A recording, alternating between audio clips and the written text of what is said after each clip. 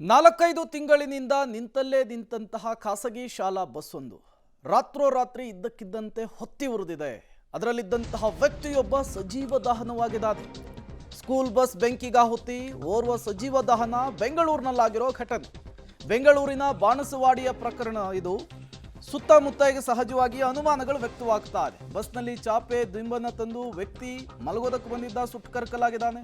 3 ತಿಂಗಳಿನಿಂದ ಕೆಟ್ಟು ನಿಂತಹ ಖಾಸಗಿ ಶಾಲಾ ಬಸ್ ಇದು. ಬಸ್ನ ಒಳಗೆ ಧೂಮಪಾನ ಮಾಡಿ ವ್ಯಕ್ತಿ ಮಲಗಿದ್ದ ಅನ್ನೋದು ಗೊತ್ತಾಗ್ತಾ ಇದೆ. ಬೀಡಿ ಸೇದಿದ ತುಂಡಿನಿಂದ ಬಸ್ನಲ್ಲಿ ಬೆಂಕಿ ಹೊತ್ಕೊಂಡಿದೆಯಾ ಅಥವಾ ಬಸ್ಸಿಗೆ ಬೆಂಕಿ ಹಾಕಿ ಕೊಲೆ ಮಾಡುವಂತಹ ಕೆಲಸ ಆಯ್ತಾ? ಈ ರೀತಿಯ ಹಲವು ಪ್ರಶ್ನೆಗಳು, ಅನುಮಾನಗಳು ವ್ಯಕ್ತವಾಗ್ತಾ ಇದೆ. ಒಂದು ರನ್ನಿಂಗಲ್ಲಿರೋ ಬಸ್ ಆಗಿದ್ರೆ ಏನೋ ಶಾರ್ಟ್ ಸರ್ಕ್ಯೂಟ್ ಆಯಿತು, ಮತ್ತೇನೋ ಆಯಿತು ಅಂತ ಹೇಳ್ಬೋದಾಗಿತ್ತು.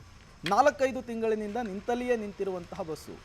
ಇಷ್ಟು ದಿನ ಏನೂ ಆಗಿಲ್ಲ, ನಿನ್ನೆ ರಾತ್ರಿ ಬೆಂಕಿ ಕಾಣಿಸ್ಕೊಳ್ಳುತ್ತೆ ಅಂದರೆ ಯಾರು ಉದ್ದೇಶಪೂರ್ವಕವಾಗಿ ಹಾಕಿದ್ರ? ಅದಾದಮೇಲೆ ವ್ಯಕ್ತಿ ಡೈಲಿ ಬಂದು ಅಲ್ಲೇ ಮಲಗ್ತಾ ಇದ್ನಂತೆ.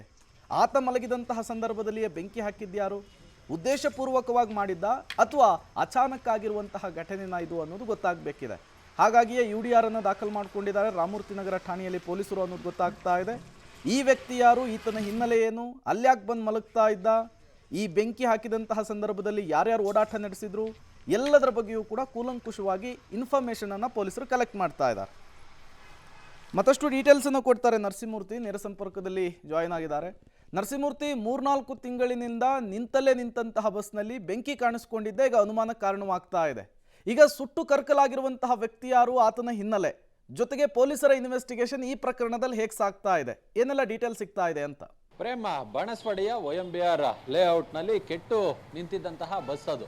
ಅಂದರೆ 3-4 ತಿಂಗಳಿಂದ ಆ ಬಸ್ಸನ್ನ ಶೆಡ್ ಮಾಡಲಾಗಿತ್ತು. ಆ ಬಸ್ಸನ್ನು ಮಾರಾಟ ಮಾಡೋದಕ್ಕೆ ಅಂತೇಳಿ ಖಾಸಗಿ ಶಾಲೆಯ ಮುಖ್ಯಸ್ಥರು ಆ ಬಸ್ಸನ್ನು ಮನೆಯ ಸಮೀಪ ತಂದು ನಿಲ್ಲಿಸ್ಕೊಂಡಿದ್ರು.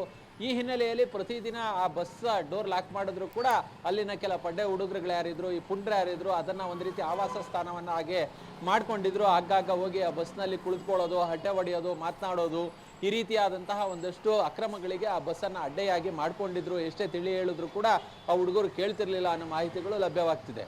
ನಿನ್ನೆ 10:30 ಸುಮಾರಿಗೆ ಏಕಾಏಕಿ ಆ ಬಸ್ನಲ್ಲಿ ಬೆಂಕಿ ಹೊತ್ಕೊಂಡಿದೆ.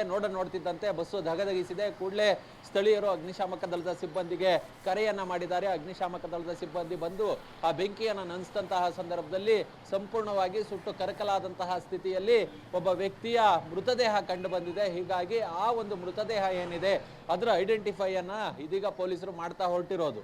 ಯಾವ ಕಾರಣಕ್ಕೋಸ್ಕರ ಈ ರೀತಿಯಾದಂತಹ ಒಂದು ಸಾವಾಯಿತು ಅಂತೇಳಿ ಬಹುತೇಕ ಈ ಹುಡುಗರು ಯಾರಲ್ಲಿ ಆವಾಸ ಸ್ಥಾನ ಮಾಡ್ಕೊಂಡಿದ್ರಲ್ಲ, ಅದನ್ನು ಅಡ್ಡೆಯನ್ನಾಗಿ ಮಾಡ್ಕೊಂಡಿದ್ರಲ್ಲ, ಅವರ ನಡುವೆ ಏನಾದರೂ ಗಲಾಟೆಗಳು ನಡೆದು ಈತನನ್ನ ಕೊಲೆ ಮಾಡಿ ಬೆಂಕಿ ಹಚ್ಚಿದ್ರ ಅನ್ನೋ ಒಂದು ಸಸ್ಪೆಕ್ಟ್ ಅನ್ನ ಪೊಲೀಸರು ಇದೀಗ ವ್ಯಕ್ತಪಡಿಸ್ತಿರೋದು. ಹೀಗಾಗಿ ಮೊದಲು ಈ ಆಯಾಮದಲ್ಲೇ ತನಿಖೆಯನ್ನ ಶುರು ಮಾಡ್ಕೊಂಡಿದ್ದಾರೆ. ಅದಾದ ಬಳಿಕ ಏನಾದ್ರು ಸಿಗರೇಟ್ ಅನ್ನ ಸೇದಿ ಎಸ್ತಂತಹ ಸಂದರ್ಭದಲ್ಲಿ ಹತ್ಕೊಳ್ತಾ ಅದು ಗೊತ್ತಿಲ್ಲ.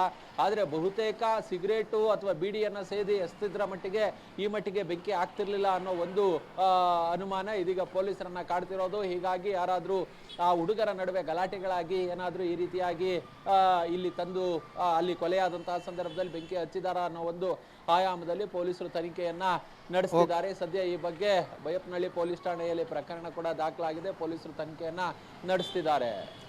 ಓಕೆ, ಥ್ಯಾಂಕ್ ಯು ಮೂರ್ತಿ, ತಮ್ಮ ಎಲ್ಲ ಮಾಹಿತಿಗೆ ಧನ್ಯವಾದ.